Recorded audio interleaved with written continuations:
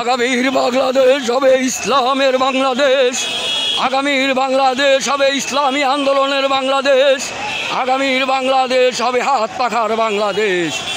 আপনারা দেখতে পারছেন ইসলামী আন্দোলন বাংলাদেশের অঙ্গ সংগঠন ইসলামী শ্রমিক আন্দোলন বাংলাদেশের প্রতিষ্ঠা বার্ষিকী সমাবেশ ঐতিহাসিক সোহরাওয়ার্দী উদ্যানে পঙ্গপালের মতো মানুষগুলা ছুটে এসেছে।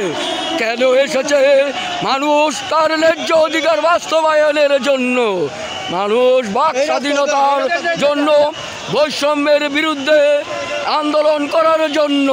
ইসলামী আন্দোলন বাংলাদেশের এই অঙ্গ সংগঠন ইসলামী শ্রমিক আন্দোলন বাংলাদেশের প্রতিষ্ঠা বার্ষিকী সমাবেশ শেষে হযরত পীর সাহেব হুজুর চরমনাই ঘোষিত 5 দফা দাবি আদায়ের লক্ষ্যে এখনই রাজপথে বিক্ষোভ মিছিল হবে হযরত পীর সাহেব হুজুর চরমনাইয়ের নেতৃত্বে এবং নায়েবে আমিরুল মুজাহিদিন আলহাজ হযরত মাওলানা মুফতি সৈয়দ মোহাম্মদ ফয়জুল করিম শাইখে চরমনাইয়ের নেতৃত্বে।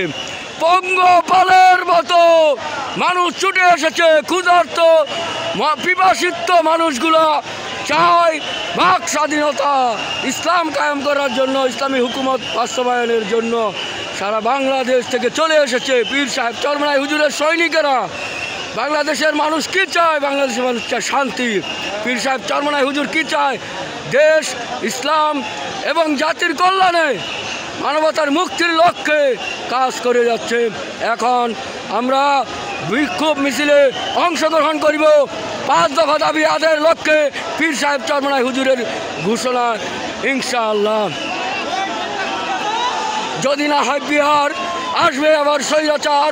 পিয়ার ছাড়া বিকল্প নাই। পিয়ার পদ্ধতির নির্বাচনের দাবিতে ইনশাআল্লাহ আমরা রাজপথে আছি। পিয়ার ছাড়া নির্বাচন হবে না, হতে দেওয়া হবে না, হবে না, হবে না ইনশাআল্লাহ। আমরা আর কোনো স্বৈরাচার চাই না, আর কোনো ফ্যাসিস্ট যাতে তৈরি না হয়, বাংলার মানুষ যাতে শান্তি পায়, মুক্তি পায়, বাংলাদেশে যাতে ইসলামী হুকুমত বাস্তবায়ন হয়। আগামীর বাংলা হবে হাত পাখার বাংলা, আগামীর বাংলা হবে ইসলামের বাংলা, আগামীর বাংলা হবে হযরত পীর সাহেব চরমনাই হুজুরের বাংলা।